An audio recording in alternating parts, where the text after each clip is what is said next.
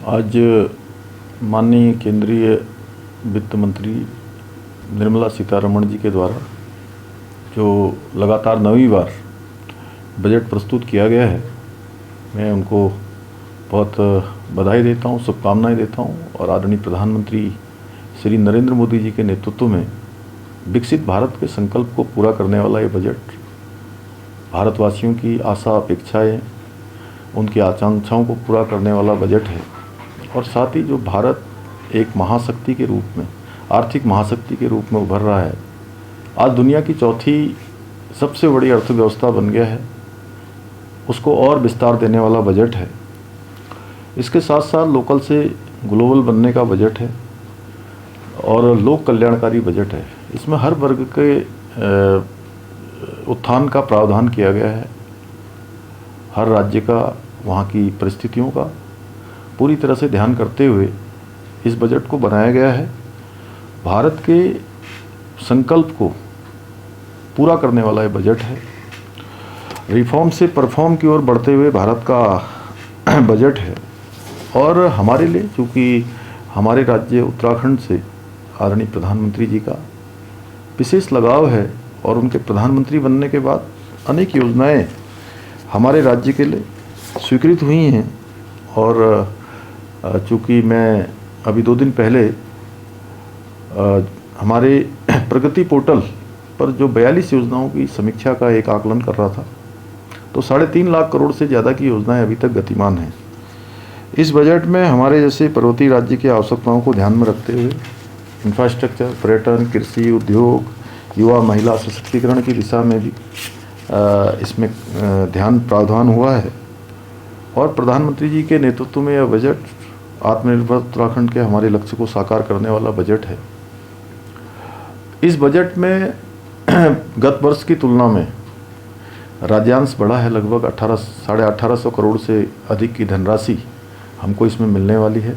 इसके अतिरिक्त जल जीवन मिशन, जो कि हमारे राज्य के लिए एक बहुत बड़ी योजना है और हमारे यहाँ की जो परेशानियाँ हैं, चुनौतियाँ हैं पेयजल की, उसको कहीं ना कहीं दूर करने वाली ये योजना, उस योजना में जिस प्रकार से एक बड़ी धनराशि 67,000 करोड़ रुपए का प्रावधान इस बार किया गया है, उससे हमारे राज्य की योजनाओं को और गति मिलने वाली है। इसके साथ साथ ये बजट विशेष रूप से इसलिए भी महत्वपूर्ण है कि हमारे राज्य को जो अतिरिक्त संसाधन है राज्य के विकास कार्यों के लिए, वो इससे प्राप्त होंगे।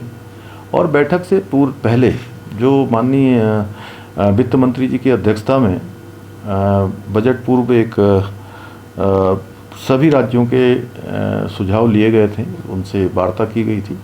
हमारे यहाँ से भी जो उनसे अनुरोध किया गया था कि जो शासकीय है scheme for special assistants to state for capital investment, इसका विस्तार किया गया है, बल्कि इसको पहले से बढ़ाकर 1,85,000 करोड़ रुपये कर दिया गया है।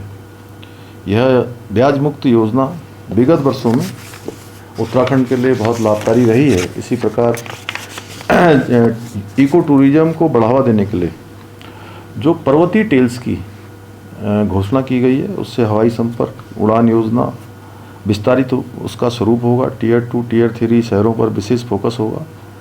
स्वास्थ्य क्षेत्र में बायोफार्मा स्ट्रेटजी और इंडिया सेमीकंडक्टर मिशन 2.0, उच्च शिक्षा में यूनिवर्सिटी टाउनशिप, हॉस्पिटलिटी सेक्टर के नेशनल इंस्टीट्यूट की स्थापना तथा national destination digital knowledge grid जैसे प्रावधान उत्तराखंड राज्य के लिए संभावनाओं के नए द्वार खोलेंगे। महिला सशक्तिकरण की दिशा में भी लखपति दीदी योजना, जो हमारे राज्य की महिलाओं के लिए, हमारी मातृशक्ति के लिए बहुत बड़ा उनकी समृद्धि और आगे बढ़ने का आधार बन चुकी हैं। उसमें भी जो हमारे स्वयं सहायता समूह हैं, उनको उद्यमिता से जोड़ने के लिए जो 10,000 करोड़ रुपये के समर्पित SME ग्रोथ फंड तथा महात्मा गांधी ग्राम स्वराज पहल जैसे निर्णय ग्रामीण और स्थानीय अर्थव्यवस्था को मजबूती प्रदान करेंगे। कुल मिलाकर ये केंद्रीय बजट 2026 विकसित भारत के संकल्प के साथ साथ आत्मनिर्भर उत्तराखंड के हमारे लक्ष्य को साकार करने में भी बहुत महत्वपूर्ण भूमिका निभाएगा। राज्य सरकार केंद्र सरकार के साथ मिलकर पूरे समन्वय के साथ इन योजनाओं के प्रभावी क्रियान्वयन को सुनिश्चित करेगी। मैं आदरणीय प्रधानमंत्री जी का और आदरणीय वित्त मंत्री जी का बहुत उत्तराखंड की जनता की ओर से उनका आभार व्यक्त करता हूँ, उनका अभिनंदन करता हूँ।